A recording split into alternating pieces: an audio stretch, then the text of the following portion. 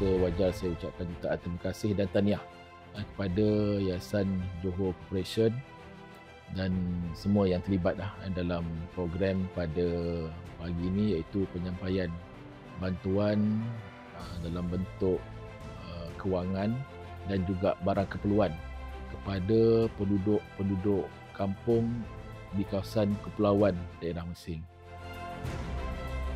Jadi pihak Yayasan Sultan Ibrahim, kita telah merancangkan untuk kita memberikan bantuan hadapan kepada penduduk-penduduk di pulau, supaya maknanya apabila berlaku bencana tu tidaklah kaedahnya penduduk-penduduk di pulau ni tertinggal dari segi aspek bantuan. Sebab kita tahu apabila berlaku monsun, pergerakan pun terbatas. Kita nak ke pulau pun bot semua dah tak boleh nak jalan disebabkan laut ditutup untuk sebarang pengangkutan laut.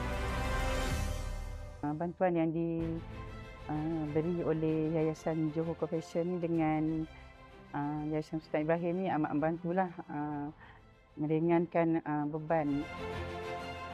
Cuma masalahnya bila anak-anak naik sekolah ni, macam bantuan untuk beli pakaian, tu maknanya dah ringanlah pada diorang kan, untuk menghadapi tahun depan, awal tahun tu diorang semua dah ada barang-barang tu.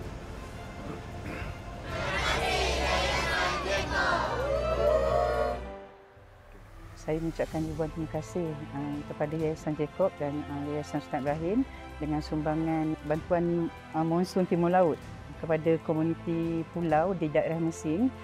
Ianya sangat membantu kami penduduk di kepulauan, dengan harapan ianya akan berterusan dari musim akan datang, dan saya berterima kasih kepada semua pendonor.